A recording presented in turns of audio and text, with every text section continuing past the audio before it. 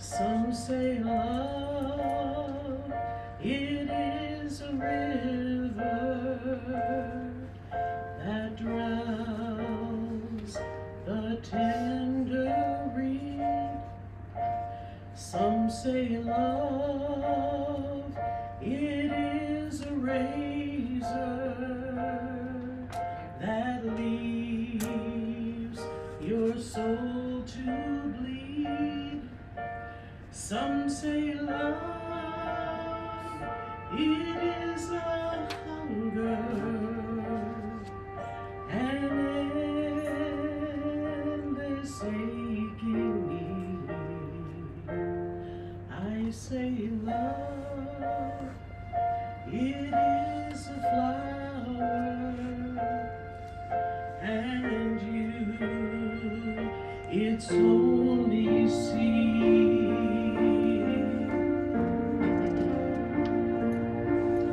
It's the heart afraid of breaking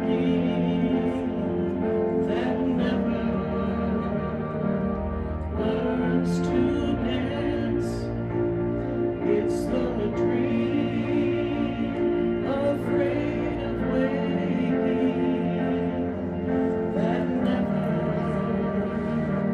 takes the chance. It's the one who won't be taken, who cannot seem to give, and the soul afraid of dying that never learns to live.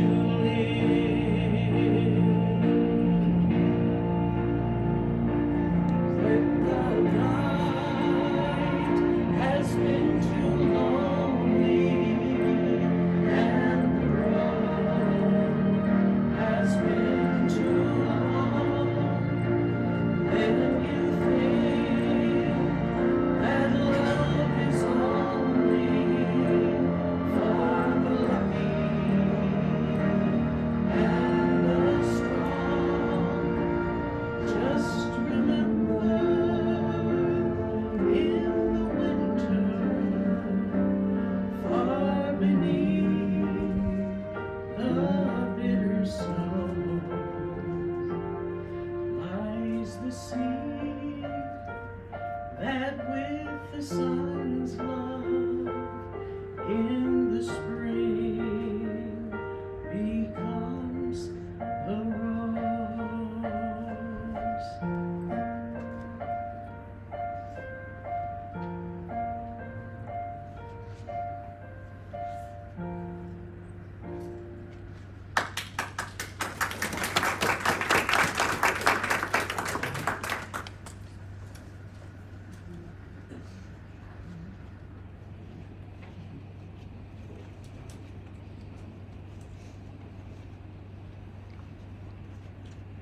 Good afternoon.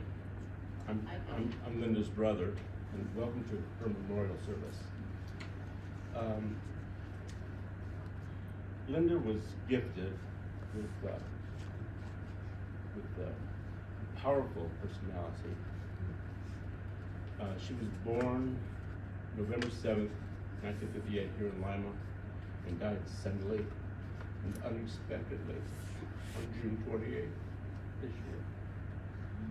Cause of death is still pending. Linda was a very kind and generous person, both in life and in death. She was an organ donor. She donated her corneas, sclera, connective tissue, tendons, ligaments, and bone. So up to 75 people will benefit, besides trauma victims with new joints and trauma victims with new skin. So in that regard, biologically, she lives on. Linda was cremated. Her ashes are here with us today, next to the photo. Thank you all for coming. Now, the celebration today is in two parts. This is a memorial service now where we'll memorialize Linda and talk about her. The opening solo was by our good friend Karen Sapp. We call her Sapp. And the closing solo will also be done by Karen. Eulogy will be given by John Smither, her husband. Then we have a musical tribute to Linda with the songs It's in Every One of Us, performed by David Pomerantz. That's What Friends Are For by Burt Bacharach, performed by Dionne Warwick. And We Are Family, performed by Sister Sledge. Next, we will have Memories of Linda from the Family, starting out with elder sister Sally Swank, then Ted Switzer, then sister Diana McCormick, and then cousin Jane Mangold, cousin Jim Miller, nephew Darren Rumor, and nephew Brant Davis. And we'll follow with friends of Linda giving their memories of Linda, starting with Cindy Oakes, then Kevin Oakes, then Kim Johnston, then Leslie Vickery, Lisa Pottinger, and Michelle Cardenas. We'll wrap up with the poetry reading Desiderata, read by colleague, Ohio State graduate, Dr. Samia Borchers. The closing solo will be In My Life by Karen Zapp. And we'll have a closing musical number called Celebration by Kool and the Gang. And then we're gonna go on and celebrate in his life at Milano's. Okay, John?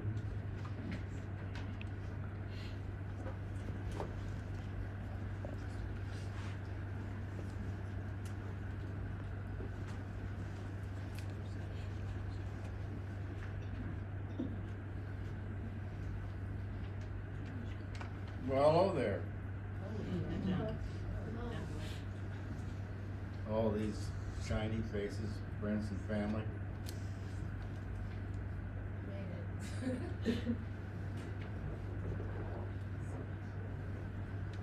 Linda would never have missed this for the world. If there is indeed a afterlife, I guarantee you she's smiling ear to ear. Hey, she, right there. I want to welcome everybody here. I want to issue a special welcome to a late arrival, my sister. Love you.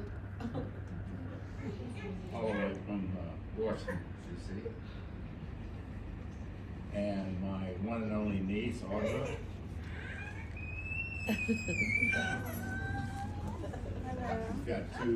She's got twins that are almost 2 years old. Ty and Tegan. Along with Lily Mae. Wave, Lily. Is Christopher here? Christopher's right there. Stand up, sweetheart.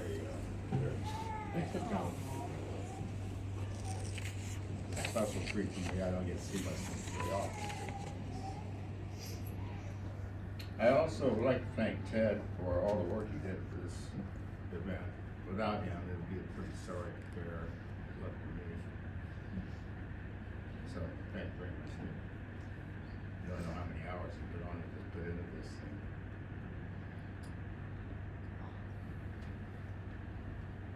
Linda and I met at a plank store that where we both worked. It's long out of business now. There was rumors about some hanky-panky in the refrigerator aisle. It's all not true.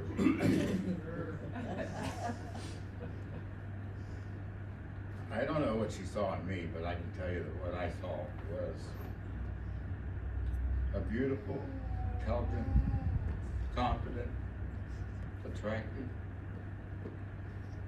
humorous woman that was irresistible.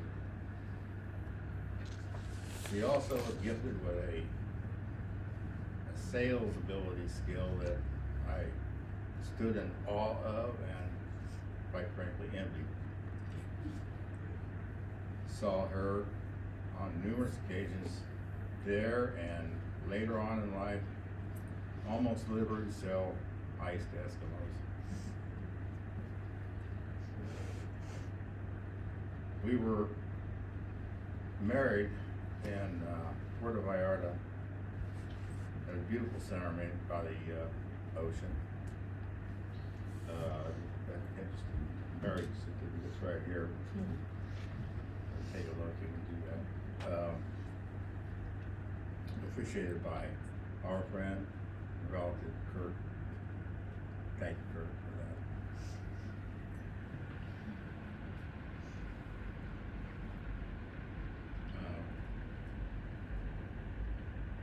Linda had several quirks, shall we say. One of them was an inordinate fear of spiders.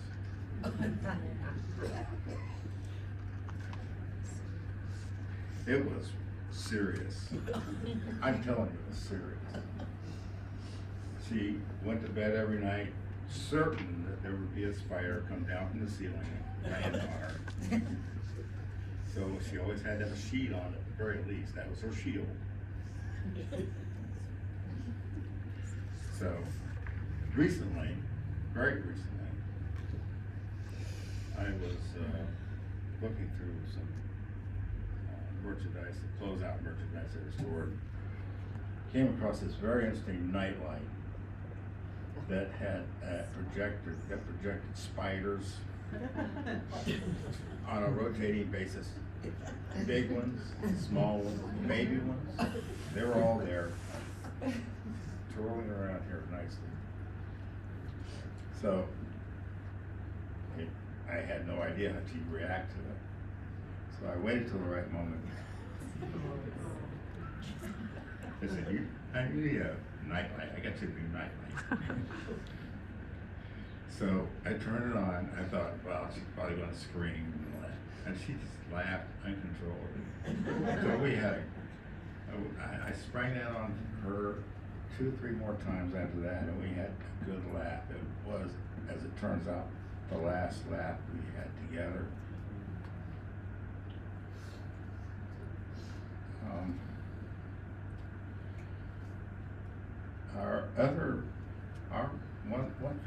One of the many things that we shared was our cats. We, at last count, we had, during the time we were together, 11. 2 survive today, to this day.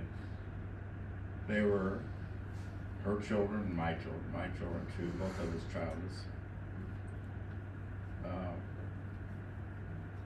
And it was our pleasure to rescue those cats.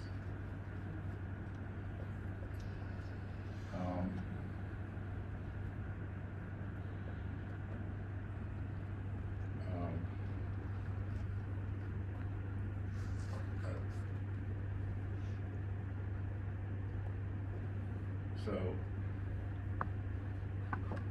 she and I were together for a total of 37 years. Married for 29 of them. And I cannot boil all that down into a few more words, except to say that I will honor and love her memory, our life together, and I will never forget her. Thank you.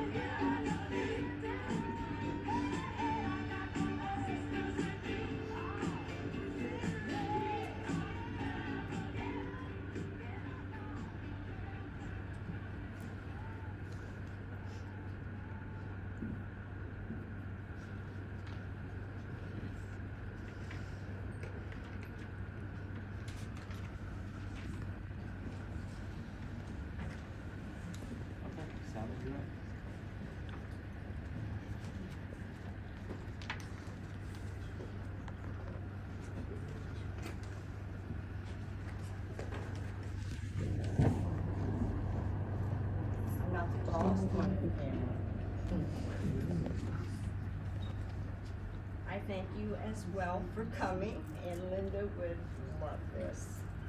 Yeah. The first memory and happy memory is what Brother Ted asked me to speak about.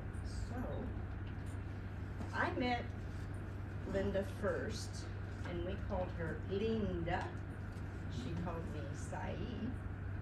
In the summer when I was 13. That's the first I met her. She was 9 years younger than myself, so she was the younger of the four of us. John T. was our dad, Mom Vonda, Diana, and Ted came to pick me up for our first outing together as a family. And we went to the King Burger here in Lima on North Street.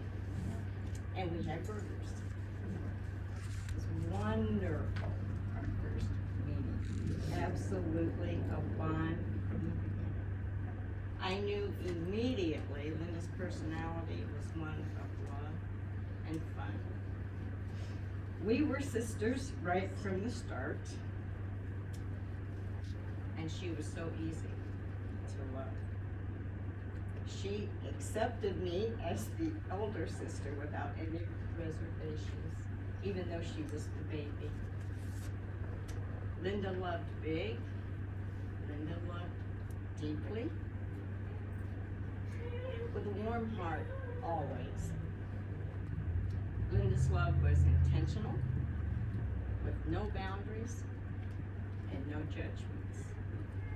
She always asked about the boys and their families, and always the grands. She was always in their corner, always. Most of you know by now we are fond of jewelry, so would brother ask me to say something fun, I chose that topic. We have had so much fun in Mexico, as you saw. Bartering on the beach. Linda always made me laugh. When someone made a purchase, she would say, "Well, where's mine?" And of course she was just teasing. More ways to make us laugh, always. Our dad, John T., started a tradition of gifting us girls with brooches for holidays, and especially Christmas. And after his death, as the elder sister, I decided to resume the tradition and gifted Linda and I with brooches. Myself.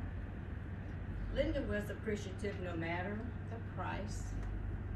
She loved to give gifts and she loved to receive gifts. It never was the price.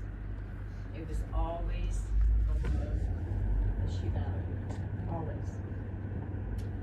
So much love and so much fun. We would all agree with that. It's hard to forget a sister who gave us so much to remember. So Linda, we have loved you well, and we'll never forget her. I love you, Sister Linda, Sister Saeed. Thank you.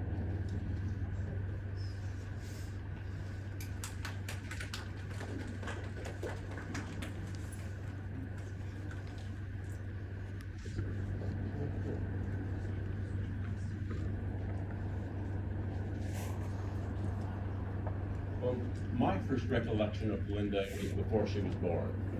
I was 6, and my mom and dad decided to have the birds and the bees talk with me. So we sat down on the living room couch.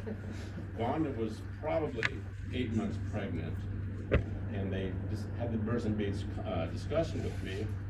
And they said, "Well, there's a baby inside mommy's tummy." And I don't think I believed it. So my dad had me touch my mother's rabid abdomen, and I felt the kicking. Then I believed it. That was before ultrasound, so we didn't know it'd be a boy or a girl. But I anticipated her arrival extremely. Then a few weeks later, Linda was born.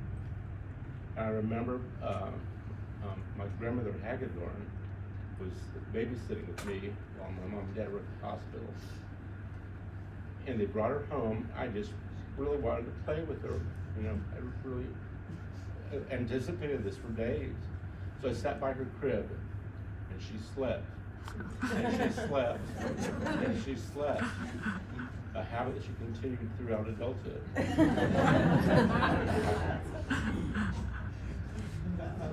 Very pleasant experience.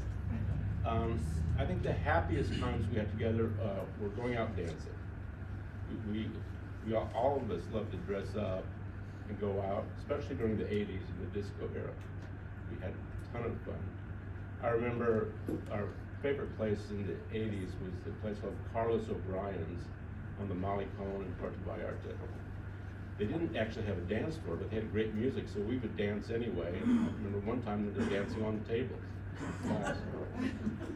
One time, Linda and I won a dance competition. You saw it very briefly in the slide there. It was at Capriccio's nightclub in Puerto Vallarta. And I had had dance lessons in college with my girlfriend at that time. And so we did the swing and the jitterbug. And we won first prize, and that was a tremendously wonderful, happy experience with me. So we really loved that. One of my other fun memories of Linda was when I was about 15, and for about a year we lived in Sarasota, Florida. My dad had become tired of the real estate business here in Lima, so we picked up, had an auction, moved to Sarasota for a year. We moved into an apartment complex that had a pool. Oh my God, that was luxury. That was, coming from lower class people, to have a pool was just fantastic. So we learned our trick, and we called it our trick for the next 20 years. I would kneel down in the water enough to support Linda, who would get up on my shoulders, and she would stand on my shoulders, and I would stand up, and she would do the spread eagle thing. That was our trick. She loved it more than I did, because as we got older, of course, we both gained weight, and then after a while, we couldn't do it anymore. But that was a fun memory. I know now that all the fun we had dancing, that when I actually had my hand on Wanda's abdomen, that wasn't kicking, that was dancing.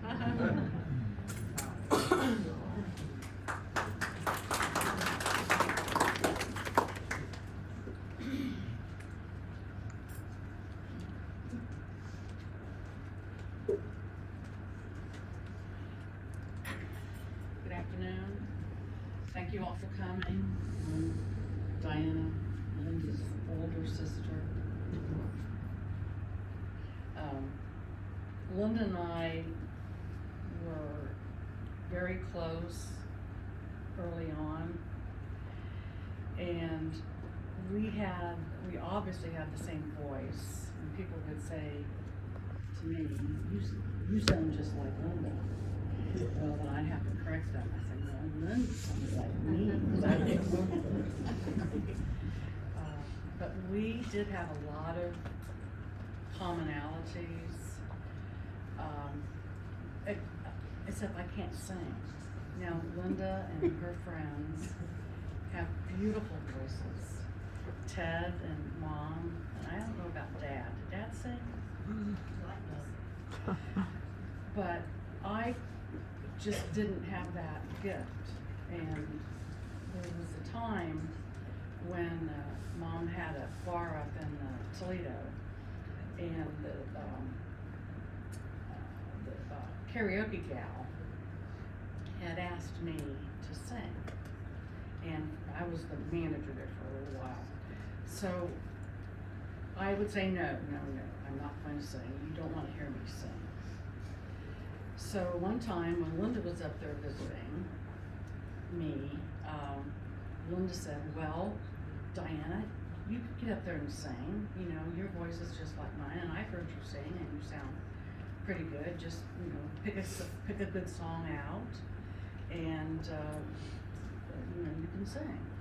So she was sitting right there in front, and I was up there, so I went ahead and got up, and I picked out a song that I knew, and Linda said, yeah, that's a good song for you.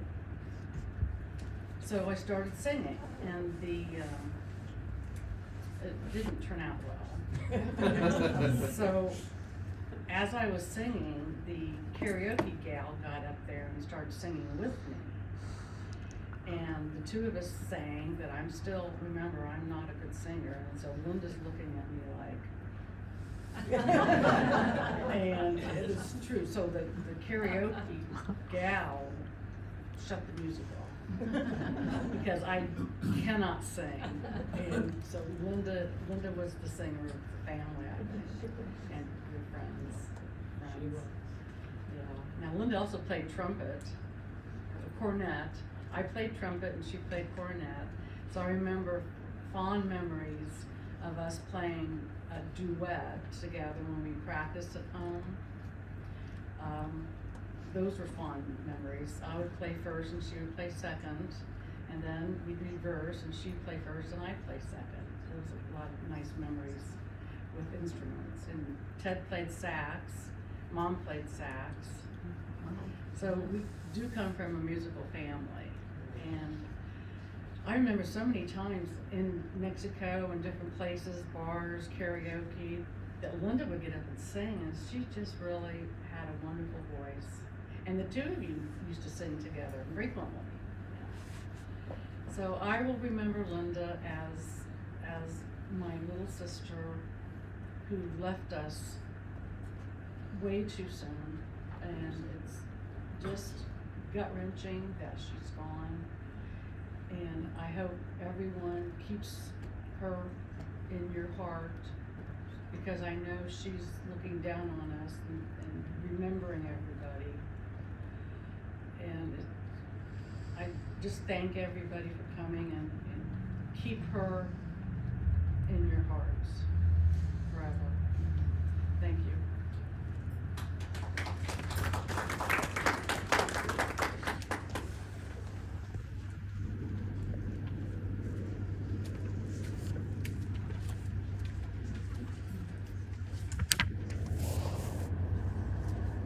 Hi everyone. Linda and I are cousins.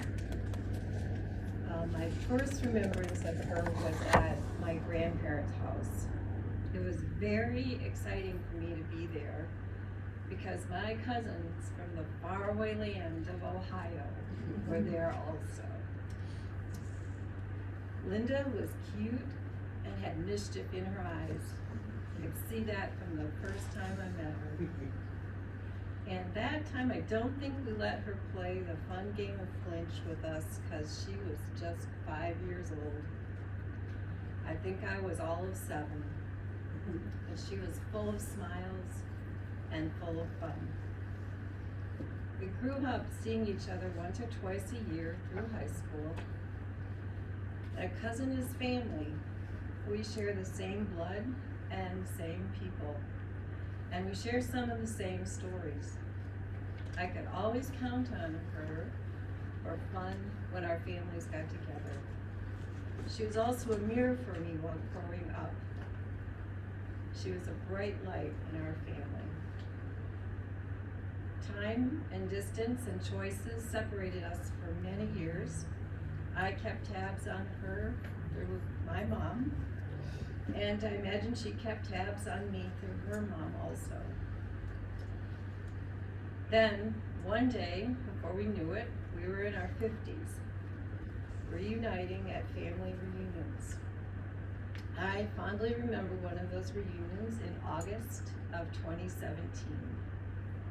A bunch of us rode around the lake on another cousin's pontoon boat. It was warm and sunny, slow and relaxing. The water and sky were blue and beautiful. The company was delightful and the conversation witty. We were looking at lake cottages, picking out the ones that we wanted. And then there it was. We found it.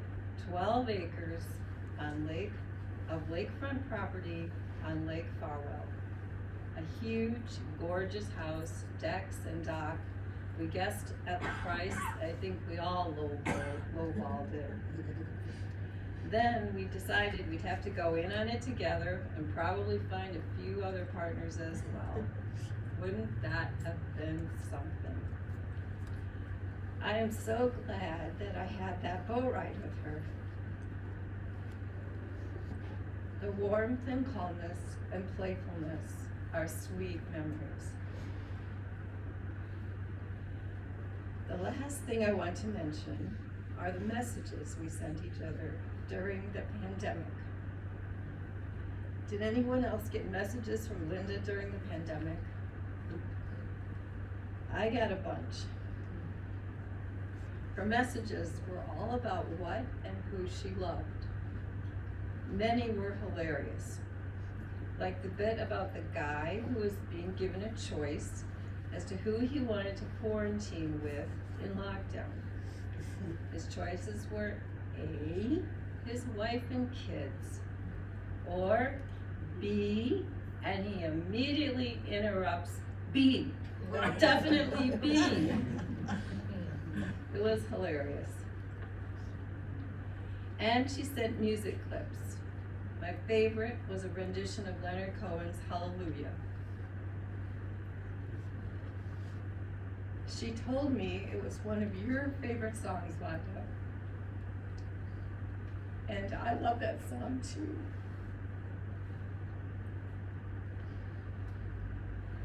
And then there were sweet and funny animal clips, lots of them. Best though were the posts about her family. The pictures from John's birthday dinner at the French restaurant were delicious. You were both glowing. I love the video she made after you all got back to Texas from your trip to Mexico. It was March of 2020. Linda's talking to Vanda and giving a description of the pool and flowers at Ted and Diana's. She's calling you mommy the whole time, Vanda. It is so sweet. Then she turns the camera to your door, Ted, and says, "That's the door where Teddy is sequestered." I hadn't heard you call Teddy in so many years. It was so touching. She talks about the plants and flowers Diana planted and cares for. And the love and tenderness for you all in her voice is real and beautiful. And that's who Linda is to me. Real and generous, funny, caring, playful, beautiful, and full of love. I am grateful she's in my life. I'm grateful to be learning more about living and loving from her. And I'd like to share this short prayer with you. I ask you, Lord, to give rest to Linda's soul and comfort to us as we remember her and miss her. In Jesus' name, amen.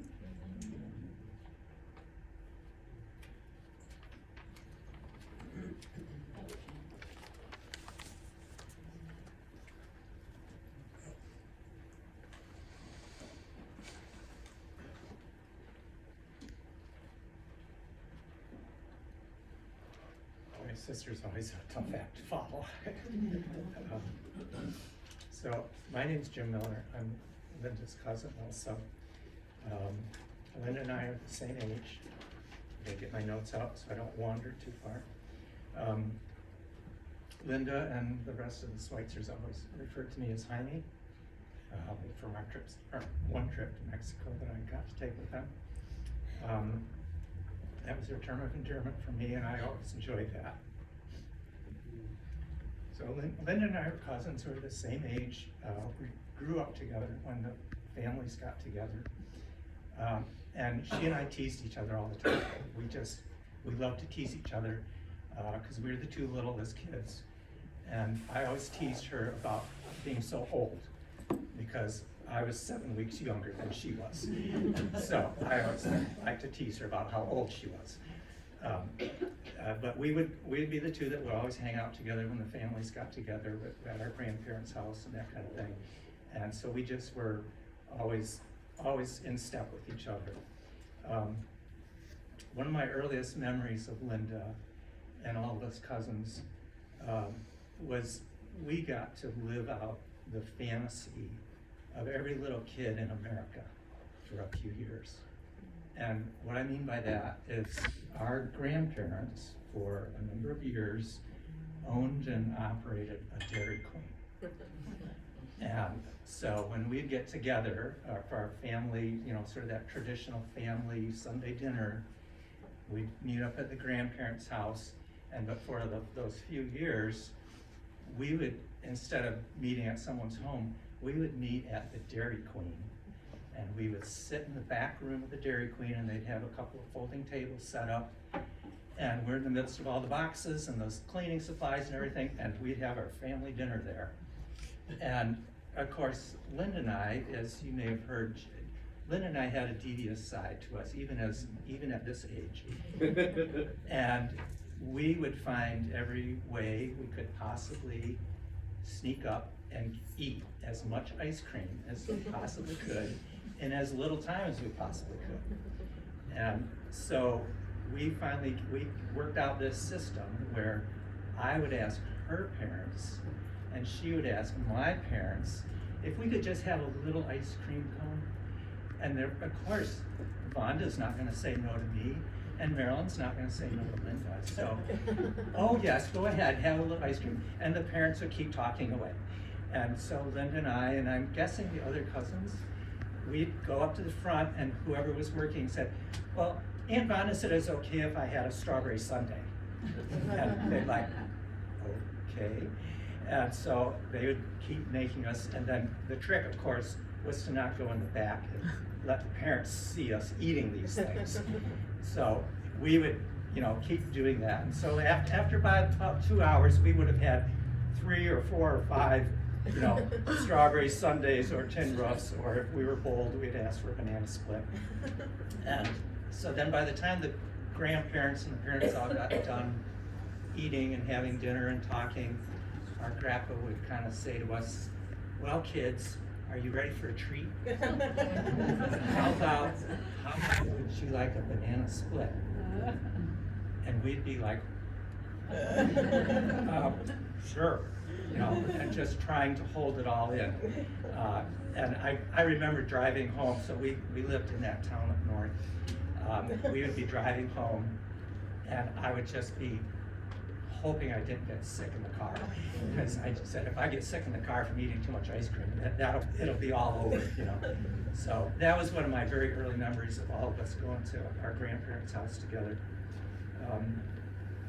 As adults, or at least as we got older, one of my fondest memories of Linda and all of the Switzers really was getting to go to Puerto Vallarta with you. By the time Linda and John got married in '93, I had 3 little ones of my own, so we weren't really traveling much at that point. But I got to go to Diana's wedding before that, and it was just a wonderful time with all of you. Some of my memories of that trip were Ted taking me up to my first gay bar before, and me trying to figure out what the heck is going on here. And I'm sure he had a good time watching my puzzled look on my face. But Diana's wedding on the beach, as Linda's, was a spectacular setting. It was just a beautiful setting on the beach with the mountains right there, and the sunset and all of that. It was just a beautiful setting. And then one of the long-lasting memories I have from that is when we all of us went parasailing on the beach. And so, you would get in the harness and they'd give you about 10 seconds of instructions in Spanish, and then off you go. And you'd literally, these 2 guys would be holding on to you, and this boat's out in the water, and you just see that boat gunning. It's like, oh my God, I'm attached to that thing. And they'd let go of you, and poof, you'd shoot up straight in the air. And so I was just holding on for dear life, because I'd never done this before. But Linda had the foresight to take a camera. And so Linda took the iconic picture that you had in the slideshow here, and they made me a copy of that picture, and it was hanging in my house for decades, right in the entrance to my house. And every day I'd see that and think about all of you. And that was just, I always felt connected just by having that. So I wish we hadn't been as far apart as we were physically, because we couldn't see each other as often as we'd like to. But I always felt very close to Linda. And Linda was very sincere. Her personality, she had a sincere personality. She was very direct in her speech to you. You knew she was telling you what she meant. But she was also very compassionate. I will always remember her laughter, her big smile, and the big hugs she gave everybody. So we'll miss her all very much. Thank you.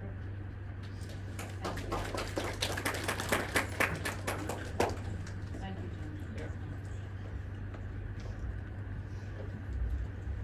Jim. Good afternoon, I'm Darren, I'm, I guess, the oldest nephew. My earliest memories of Aunt Linda would have been when Grandma Vonda and John had the farm with the pond and feeding apples to your horse and having fun out there and playing around on your piano and just having a good time. But some of my fondest memories of her are she always showed up for events. For something involving us, she went out of her way, and as Vonda always did, she went the extra mile.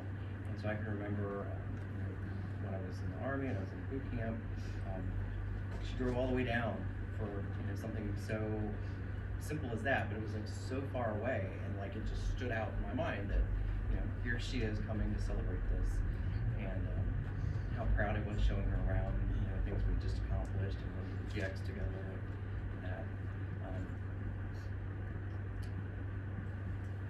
They say it's not when you're born or when you die, but it's the hyphen in the middle of what you do with it. And what stands out to me, knowing that I was going to say something, I went back and looked through Facebook and through Facebook Messenger, and it's just she's always smiling and had such a big smile, and it is. They've said she had such a big, huge personality, always outgoing, always inclusive. I think everybody here always felt included when she was around, and just very loving and kind and compassionate, and always, to me at least, from being a much younger nephew, always happy and always excited and fun to be around. I don't think I've ever had a dull time around Aunt Linda.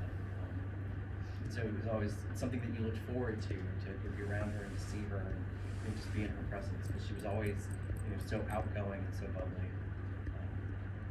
Just such an amazing life, and she'll be sadly missed.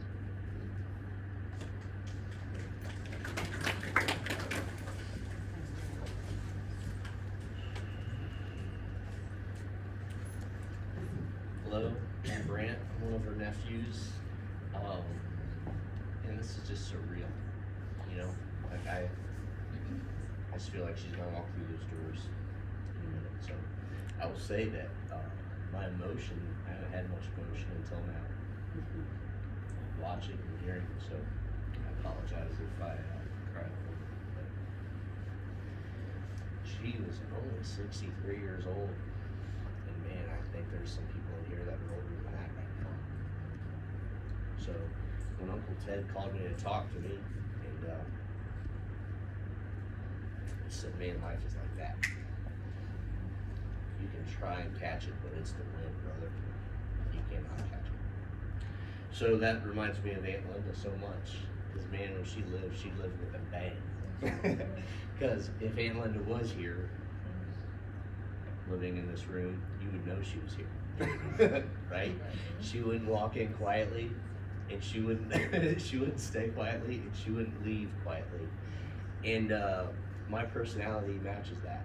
So Aunt Linda and I always had a really good time together. I don't have a lot of words to say, but I would say I loved Aunt Linda.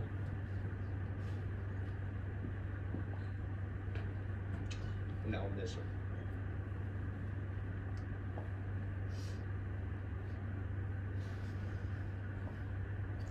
And I would like to honor her time while she lived on this earth So like I said, she lit up a room, and man, she lived life on her terms.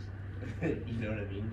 She was stubborn, and you know, this could be good, this could be bad, but it is what it is. She was one of the best realtors and the best salespeople I ever met.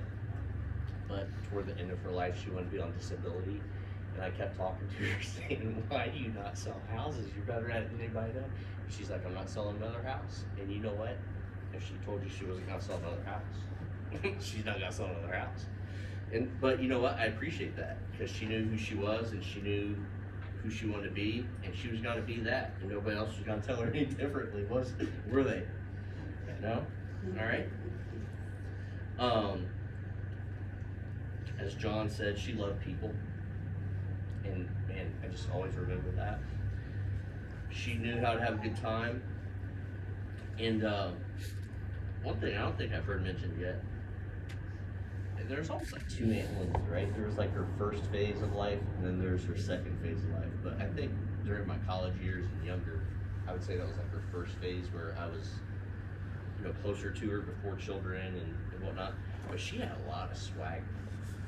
I mean, she had a lot of confidence, and I think I was lacking in confidence, but that's one thing I would say I got from Aunt Linda very much, was her confidence and her swagger, and because of that, that's passed down.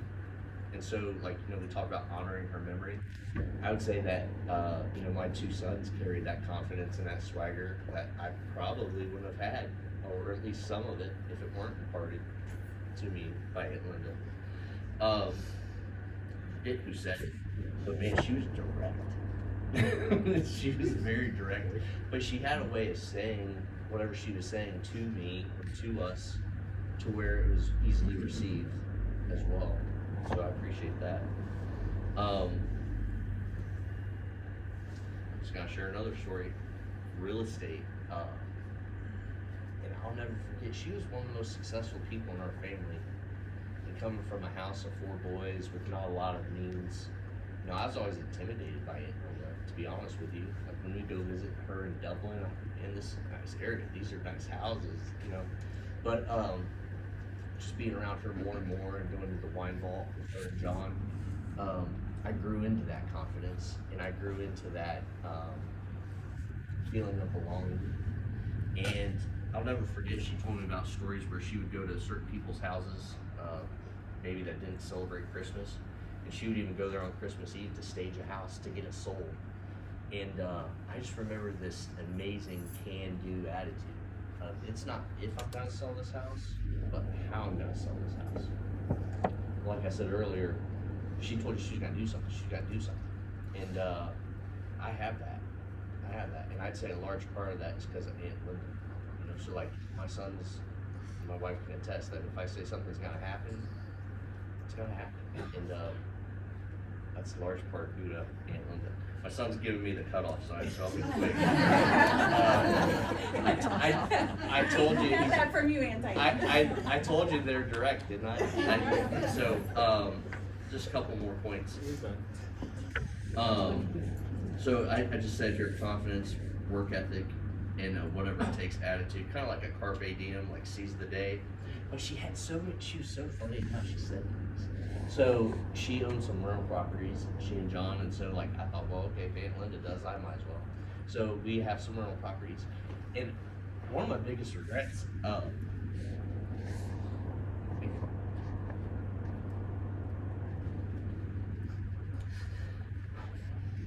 Good.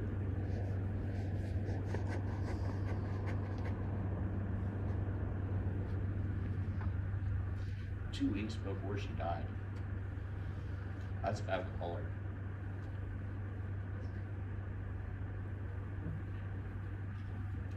And talk to her about it. She was a big cheerleader of mine. We kind of had a rough month, which is all right. I mean, we're good, but we replaced a lot of HVACs, a lot of privacy fences and all this stuff. But man, she could cheer me up in a heartbeat. And she wouldn't just say like, hey, are they doing all right? You know, are the cash flowing?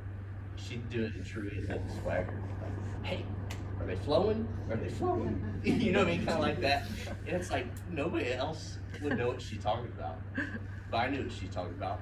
And again, it was just her way of saying it, but I guess that leads me to one of the last points is, man, don't not make that.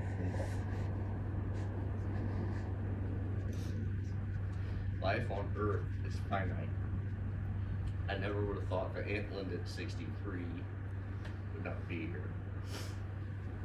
And you know, Solomon said it's better to attend a funeral than it is to attend a wedding. Because at weddings, everybody gets drunk and loves life and forgets about the future. But I'll tell you what, attending a funeral of a 63-year-old aunt at dinner table is very sober. So may we all remember to count our days, and may we all remember to make our days count. And I shouldn't end on that, but I skipped a whole point to get there. So I'll end on this. Like a lot of people have said, Mexico, it's so fun.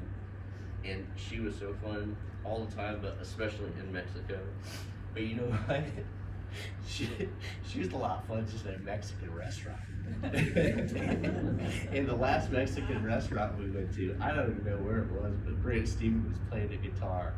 And she had him walk around the table having people put dollar bills in the guitar. And he was like 4 or 5 and didn't even know how to play the guitar. I just remember him coming back to the table. I thought, where did you get all this money? And of course, Aunt Linda's like over there saying, you know, do this or do that. But you know, also with that, man, she was so loving. You know, you all have said it already, but she was loving.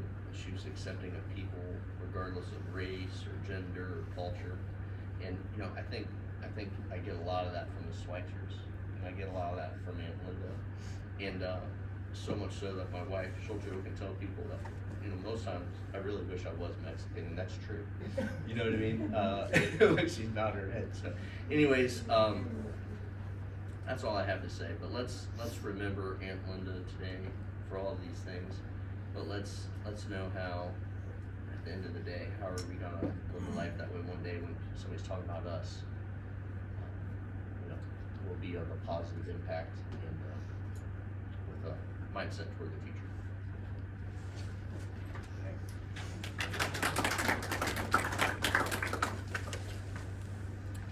Cindy?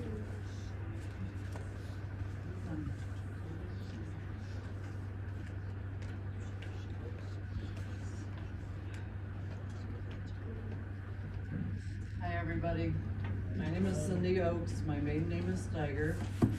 My first memory of Linda was when I got invited to a slumber party. We had a great time, it was at the office, and we got to do about everything we wanted. Right? Everybody was there, we had so much fun. We also went to the King Burger and had breakfast the next day. And you know, we did all the tricks where, you know, use a shaving cream on people when they go to sleep, and you put their hand in warm water so that they pee, and all this kind of stuff. It was a fun time, a very fun time. I've known Linda since 6th grade, so we've only been friends for 50 years, okay? A lifetime, and I've loved her for a lifetime. You can love her, and other times you don't love her so much, but overall you've loved her your whole life. And one of my first concerts was with Linda. Fonda took us to Ted's apartment in Columbus, and we got to see Sills and Crops. And that was quite a highlight for a first concert. I treasured going with her to that. And then once she was in the Sun TV, she became the realtor. And one of her awards, her $1 million award, she had asked me to go with her to the black tie party. And it was quite the event. It was very prestigious. We were so proud of Linda because, you know, she could sell a sack of shit. That was Linda, you know. She could do everything. It was wonderful. It didn't matter what it was. And then when her and John decided to get married in Puerto Vallarta, I got to go along. That was my first time to go there. Grant was a little boy, so I became like his surrogate mother because my son wasn't there, and so I got to have fun with him and look after him just because I'm a mom. And the wedding was beautiful. Everything about it was so fun, so beautiful. It was such an honor to be there, and you guys have all been a part of my family for a long, long time. A special part of my life, and that we had so much fun. Well, and when we were in Puerto Vallarta, they always had the last week in January and the first week of February. Well, that fell on Ted's birthday, it fell on Brand's birthday, and my birthday. So we went out to a nice restaurant, and I don't remember which one it was, where we were at, up on the hill, Lake Cliff. Right on the rocks and water. I was thinking that was the place anyways. So we went out, and Linda had given me a birthday gift. Well, it looked like it was a scroll all tied up with a purple ribbon, of course, because my favorite colors are purple. And I opened this up, and Linda had given me, and Father, I call him Father, because that's what they called each other, okay? Mother and Father. And she gave me a washing machine, a brand new washing machine for my birthday. I'm not much of a crier, but I cried that day. I was overwhelmed. I couldn't believe that she gave me a washing machine, and her and Father actually brought it to my house, installed it, and I got my new washer. I was a single mom. My old washing machine was leaking on the floor, and I'd have to suck it up with the shock vac all the time. So it was the most grateful gift, and I told her, Linda, this is the only gift you have to give me for the rest of my life. I don't want anything else ever again. Well, that wasn't the way she rolled, okay? She gave me many gifts since then, and I've always been most appreciative, and we've had just the best times. And then I invited her to go to New York with me to an engagement party, which was quite the top-notch on Park Avenue, where we got to meet lots of the wealthiest people I've ever met in my life, but the nicest people, and it didn't matter how much money they made, it was fun. It was just a fun time. And of course, at that point in time, that I wanted to go get on the Today Show, and she didn't even know what it was. She didn't know I watched it. I'm like, Linda, come on, you don't know what the Today Show is? No. I said, what's going on there? We gotta get up early in the morning. Well, you know, Linda's not usually get up, and she's always late. So you always have to lie to her by what time you need to go there. So I got her up really early, and we went to the Today Show, and I did not realize, but a lady that comes out and interviews you to see who they're gonna pick that they're gonna talk to. So they came out and interviewed, and then they came up to us and said, well, you know, we're gonna let you guys talk, because Linda had we were like the Beverly Hillbillies going to New York, okay? We brought everything, food, drinks, wine, because, you know, we didn't have much money, so we couldn't afford much to go there. And so during this, we decided to give, we were hoping to give Matt Lauer and Katie Couric each a bottle of wine. Well, they weren't there that day. So it was Ian Curry and Al Roker. But it worked out great. We got on national TV. I have a VCR tape of it still, and it was the most fun experience, and it was freezing cold for some reason that morning, because the rest of the time it had been nice, but we were out there shaking, but we got to give them that wine, and it was just a wonderful memory, so fun. And then when she got back to Ohio, they're like, why didn't you take an Ohio wine? You know, because Father worked at the wine vault, he was the manager, and everybody's like, well, we didn't even think about it, you know? It was beyond that. So, I could go on and on. The other most special concert, that Linda and I and Denny went to, and I can't remember who else, we got to see Sir Paul McCartney. Wonderful, wonderful concert. Mind you, it was the most expensive concert I've ever been to in my life. I said, do I get like to turn the page on music or something? But it was 3.5 hours of Sir Paul McCartney, and it was absolutely amazing, an amazing time. Linda has been a very generous person, very, very generous. And also, she's a great barterer, okay? Like, my favorite beach that we would go to in Puerto Vallarta, it wasn't their favorite beach, but it was my favorite beach because it's where all the vendors were. And I was there to shop because I could just sit there and the vendors would all come up to me, and I just thought that was great to be able to sit on the beach and buy gifts to bring back home. And at that point in time, it was pretty inexpensive. So, one of the vendors came up with some sandals, and I needed a pair of sandals. And she's like, "Oh no, that's too much, that's too much."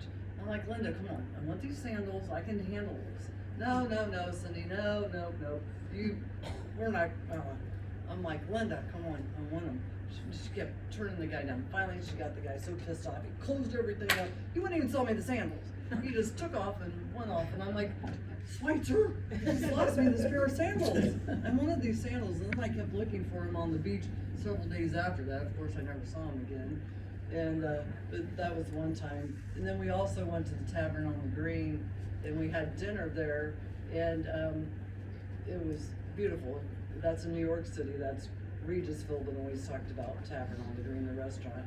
And when we got done eating, we went into the gift shop, and she saw something she wanted, and I honestly don't remember what it was, but she asked them, "Well, will you take this for it? Well, will you take that for it?" You know, no offense, but I always call her the Queen of Jews because she could Jew anybody down.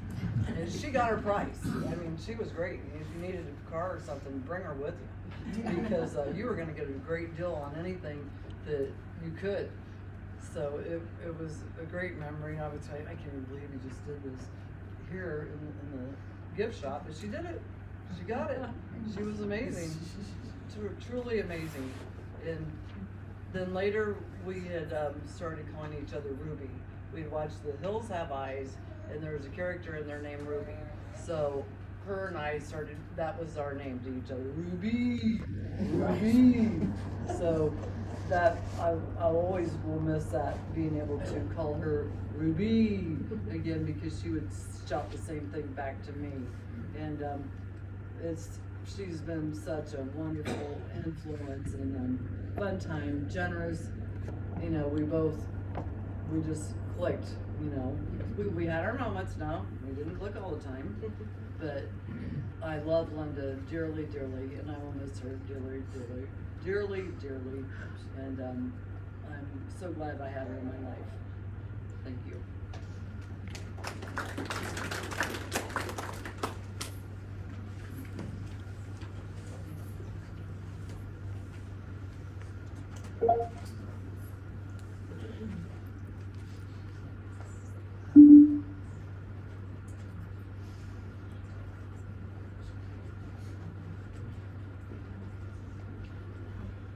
Hi, my name's Kevin. I'm Cindy's son.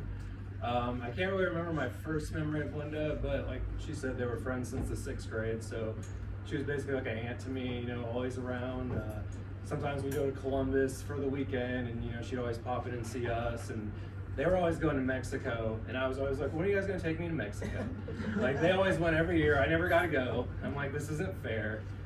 So I had this, you know, hard time in my life where I was struggling with drug addiction and stuff, and she was like, "Kevin, if you get off methadone, I'll buy you a ticket to go to Puerto Vallarta." So I got off methadone. We went to Puerto Vallarta. Ted, Vonda, Diana, Sally. My only trip to Mexico. It was a blast. I did the parasailing thing, just like him over there, had the camera, you know, told me to take the pictures. So I got the same nice pictures like the ones that you're talking about. But it was scary, you know, because you don't trust, you know, like, are they really, you know, am I gonna crash? Am I gonna fly away? I'm gonna die? What's going on here? They're like, you know, when I blow the whistle, pull the thing down, and then you're up in the air really high, and it's like, did I just hear a whistle or not? And you're like, crap, should I have pulled it? Or, you know what I mean? So anyways, it was all in my mind. Eventually I heard the whistle, pulled it, came down on the beach, I was safe, and all that. So that was a fun memory for us. Another memory, my 23rd birthday, I was living in Charlotte, North Carolina, but came up here and we were in Columbus for the weekend, and a couple of friends of mine from Lima came. We were all gonna go out drinking and stuff. We wanted to go out to eat before we went out. Well, we were all like, let's go to Hooters. And this is a joke between me and my friends, Linda's like, there's no Hooters in Columbus.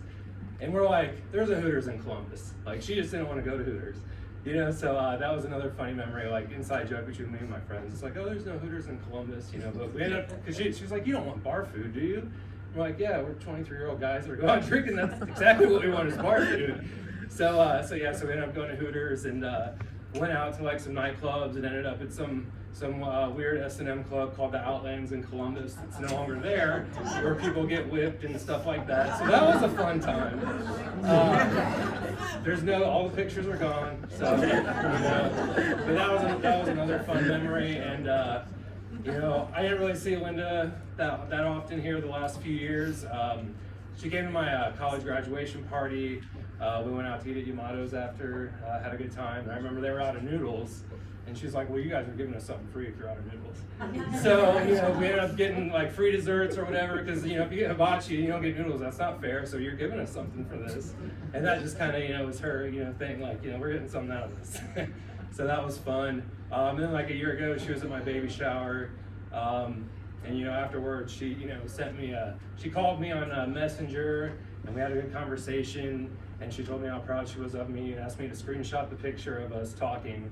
And that's kind of like my last memory ever, and I still have that picture today. So it's still very close to my heart. But this is just, you know, Linda was great. She was very high energy, very sparkly, just like, you know, ball energy, always positive, like you said, swagger, you know, overconfident, you know, in a good way, not arrogant. But yeah, she was great, and, you know, it's hard to believe that she's gone, and this just goes to show that, you know, we only get one spin on this planet, and life is really fragile, and you should live the most every day as much as you can. So yeah, thanks.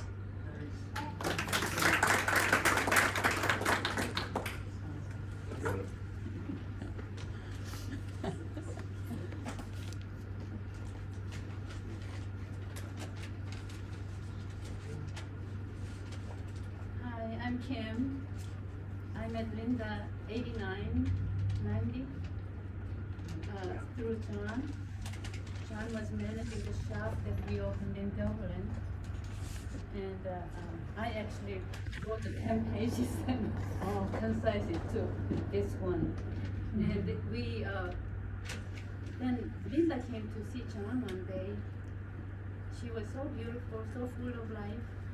And then found out she was seeing him for 7 years. And Floyd and I, we said, oh, why is he dragging his feet? You know, she's way too beautiful. I'm sorry. And so, you know, so we said, and then my husband, right after we opened the shop, he started talking about this man young man with the gray hair. And he's so smart, and I want him to help me here. But we didn't have nerve to ask him, because we thought, I bet he wants big money, and we don't have it. We don't have it. So we never could say anything, and asked Linda.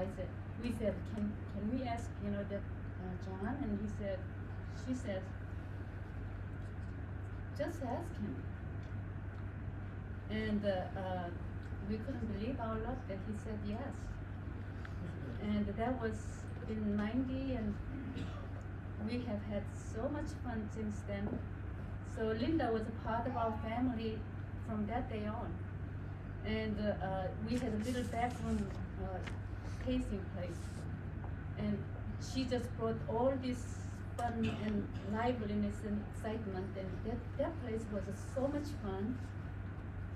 And I never said anything to anybody, but actually it cured of a depression that we was in.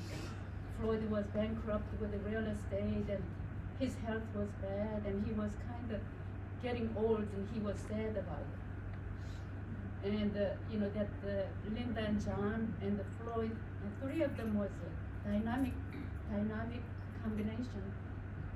And we had so much fun, and all the depression went out the window, and we became, you know, just having fun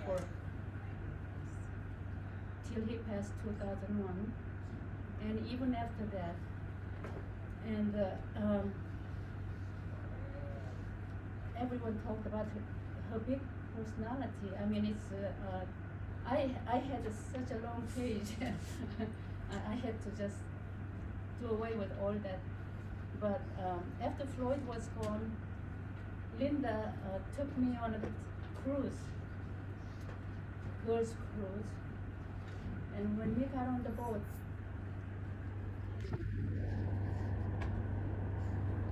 she said, "Love me, Kim." she said, "Love me, Kim." So sweet. I could say and do, and sell the shop, and all was good with her. It was freedom and love she offered me. I treasured it as long as I live.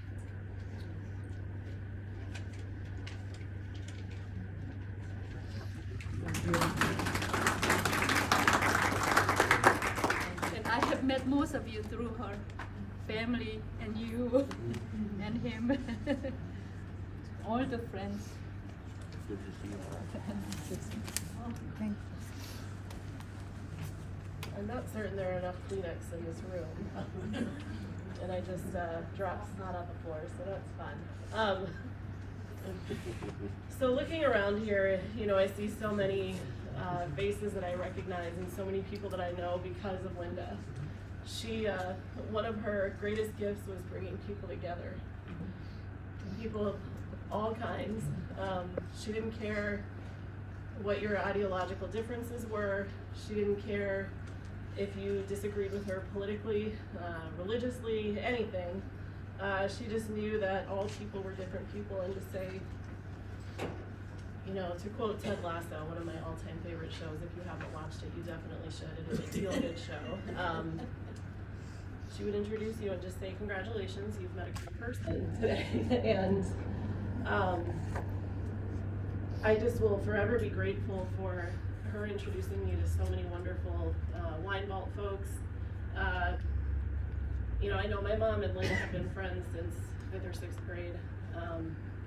So I've probably known her my whole life, but one of my first memories of her was when I was 12 years old. And I got somewhere around there, and I had the opportunity to stay with John and Linda for a week. And just me. And it was the first time that I had experienced some pretty sophisticated stuff, including hanging out with great people at the wine vault, where probably the only sophisticated thing there was the wine, but to a 12-year-old, everybody seemed so important and you know, good at life. She gave me so much confidence. Brant, I'm going to steal so much of yours because I have so many of the same sentiments. Johnny, you know, she took me to lunches and dinners that week, introduced me to foods I had never eaten before. Johnny made eggs Benedict. She had said, "Johnny makes the best hollandaise." I'm like, "What is hollandaise?" And that was the first time I had had that, and little did she know she would create a brunch addict after that, so my husband and I brunched with the best of them. But she took me to the wine vault when I was 12, and I remember sitting in the back room when it was really just crates on the floor, and with, you know, kind of refrigerators around and wine boxes. Seeing that become something so big, and then seeing Kim here and Denny here and Janet here, it's really just incredible to know that there are people that I met when I was 12 that, even though distance and time have changed those relationships, I could call them tomorrow and it would be like we just talked yesterday. In fact, I did that when I found out that Linda died. I called Bill Lee right away and I said, I don't know what to do. This was one of the worst things that I've experienced in my life. And I've certainly lost people. I've lost grandparents. And you expect that. This was really unexpected. And it's hit me hard. And I've been thinking about what I want to say. And I've written things down and I've talked to myself in the car. Cried on my commute to work and cried on my commute from work. And I'm so mad because I still have so much more that I wanted to experience with her. John and Linda came to visit us, I'm sorry, Nate. It's all about me right now. John and Linda came to visit us in November for her 63rd birthday, and it was the first time that she and John, well, that John had made it. I know that she had traveled to see us in Minneapolis with Wanda. But it was the first time that John was visiting us, and I was so excited because Johnny is just my heart. Both of them are really my second parents. In fact, Wanda always introduced me as her daughter without any kind of explanation. Just, oh, this is my daughter, Leslie. Like, yeah, right. But having them in my home and being able to host them and take care of them and feed them and serve them lots and lots of booze and introduce them to my dogs. I sort of have a love-hate relationship with these dogs, but they were, Linda was certainly enamored with them. But being able to pay that back was really wonderful to do for her. And I was so looking forward to being able to make that some kind of a tradition and see that happen again. And it's gonna be a sad day on November 7th when she turns 64, when she would turn 64, and she's not able to spend that birthday with us. One more memory, and not necessarily a memory of Linda, but something that I want to make sure that I share. Nate and I got the opportunity to take my niece out to a really nice sushi restaurant for her 16th birthday just last Friday. And as she was shoving a small freshwater crab with the shell, crunching on that, something that none of us had ever had before, and it was one of the oddest things I'd ever put in my mouth. I looked at her and I thought, I get to pass this along. I get to give her something that's gonna give her a new experience, more confidence to go out in the world and be who she wants to be. And that's what Linda gave to me. My parents were wonderful people. Linda gave me something unique and different that I wouldn't have experienced had I not known her. That was a very cool experience. And then I'm just gonna leave you with this. So I know a lot of faces here because of Linda. And there are some faces that I don't know because Linda hasn't had a chance to introduce me to you yet. But I wanna make sure that we all get to know each other today and spend some time with each other, getting to know the people that we haven't met yet, and make sure that we do that in her honor. So thank you.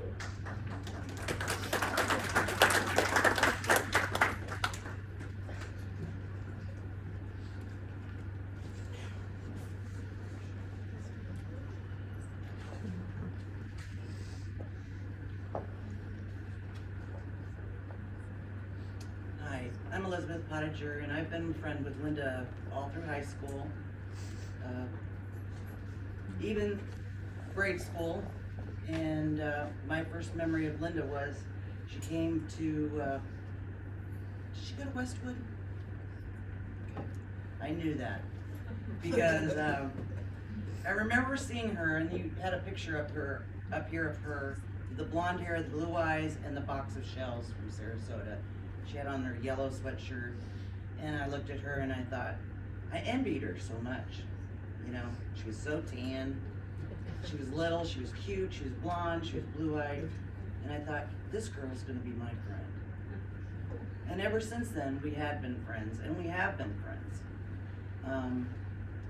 I have a few stories from Linda. I could go on and on and on, but I'm not going to.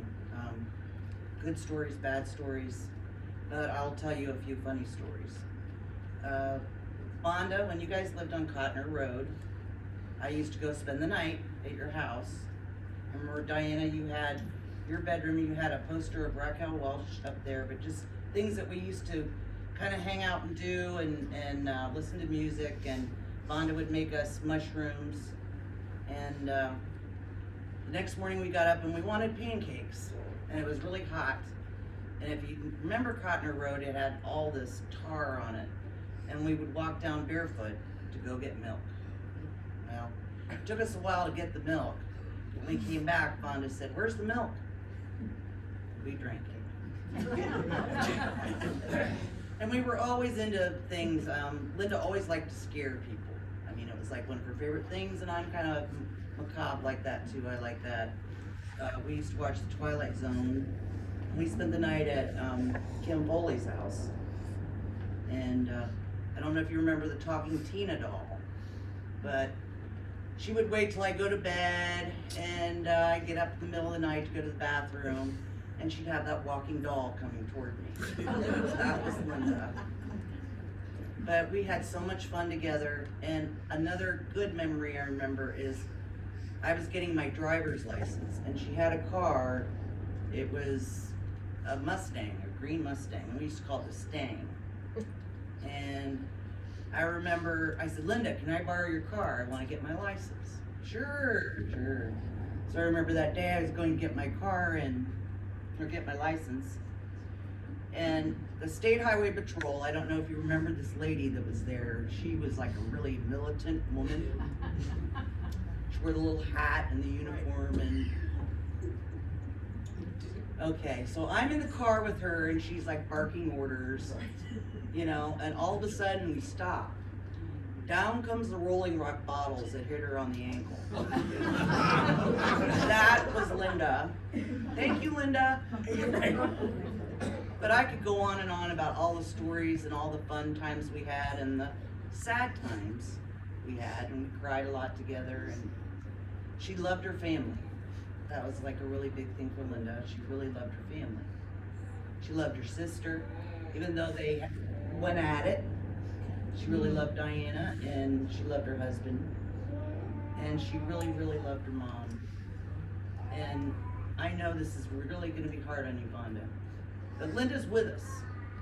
I feel that. I feel like she's listening to me now, even though she was probably late to get here. She can hear me, and she loved her brother. She was so proud of him and what you've accomplished in life. She left a big footprint, and I don't know if it'll be really hard to fill that always. And I will miss her. Good. I love you guys, and I'm sad we're here today, but she was one of a kind. And I'll miss you, Linda.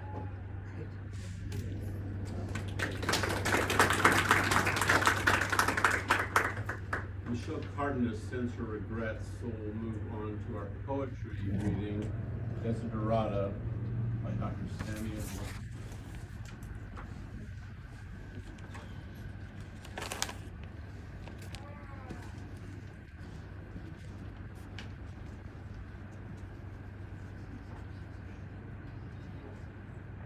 Hello, I was honored and Ted called me this week and asked me to read this poem for the memorial today.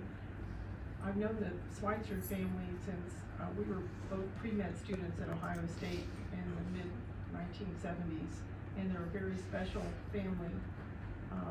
And you've heard how they love cats and what cats mean and how they were angels to cats. Well, I got a cat from them, and the cat came from Mexico when they were there visiting actually 4 years ago, and they rescued a cat on the beach and brought it over the airplane, Diana, and I have the cat. It's been a blessing to me, so just wanted you to know about my white immigrant cat from Mexico.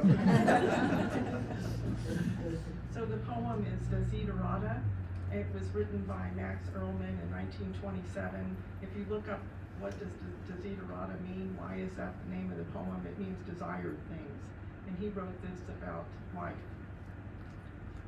Go placidly amid the noise and haste, and remember what peace there may be in silence. As far as possible, without surrender, be on good terms with all persons. Speak your truth quietly and clearly, and listen to others, even the dull and the ignorant. They too have their story. Avoid loud and aggressive persons.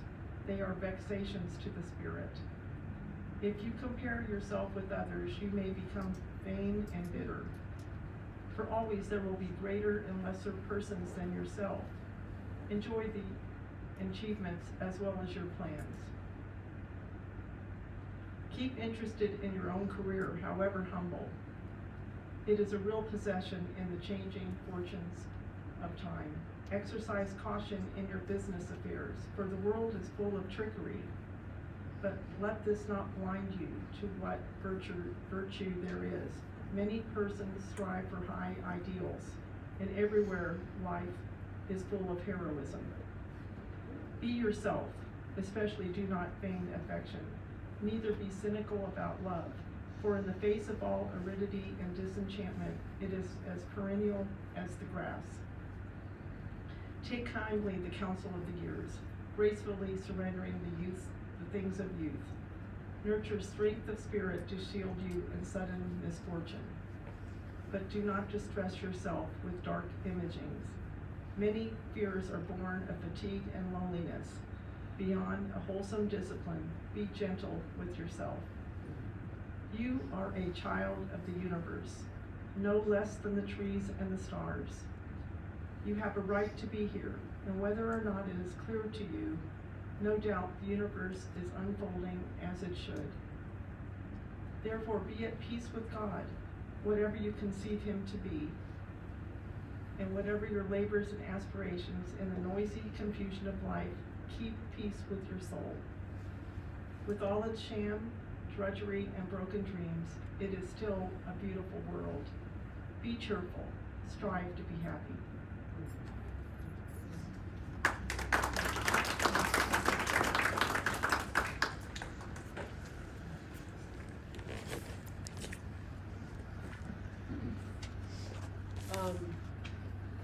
Boy, that was not too long for everybody, but long enough that I got to get my sadness out. I hope I was done here for a moment. But I do want to share one important thing to me that Linda taught me a long, long time ago. Most of you know me pretty well, I think. My classmates are out here. I'm looking at these faces thinking, oh, they know me. And I was a talker. You know, I wanted to be that talker. I want to say this, I want to say that. And Linda, as a couple of you said in her firm way, and we were young, she said, Karen, you need to learn to really listen to people. She taught me that, and it stuck with me, and I'm able to listen to people for a long time now and really hear what they say and engage with them. And that was a big lesson that woman taught me, the biggest one I'll never forget.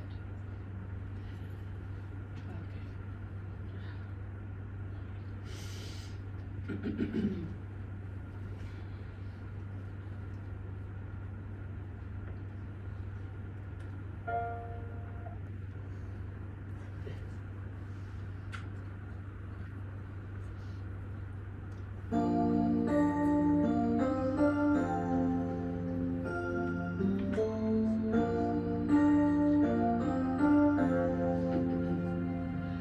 There are places I'll remember all my life, though some have changed, some forever, not for better.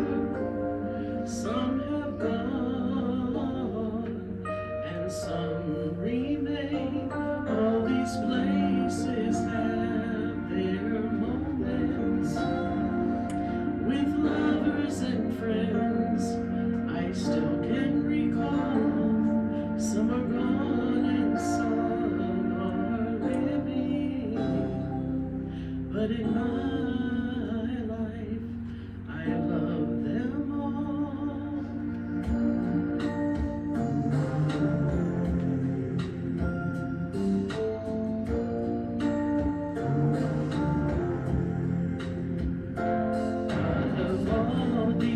Friends and lovers, there is no one compares with you, and these memories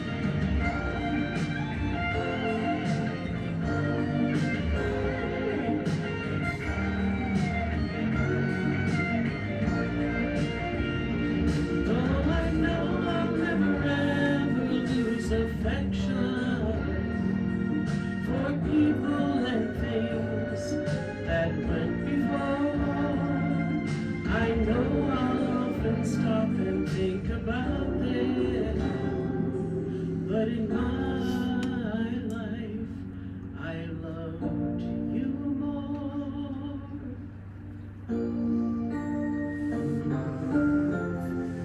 I love you more. I love you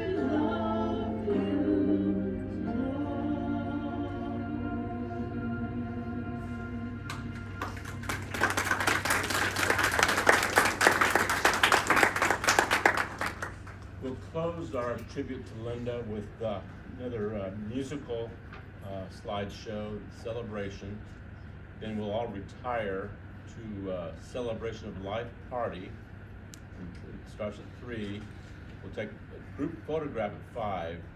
The party will wind up at 7 at the Milano Cafe, 2383 Elida Road. Everyone's welcome. There'll be a cash bar. The family's providing heavy hors d'oeuvres and coffee, water, and sodas, but alcohol will be at the bar. So thank you. This is our ending.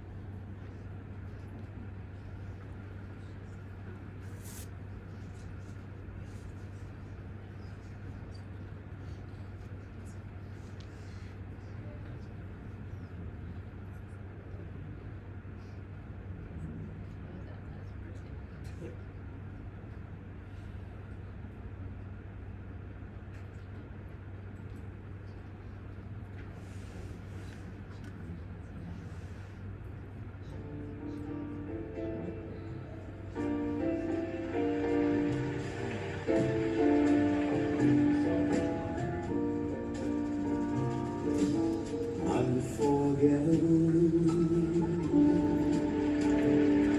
That's what we are.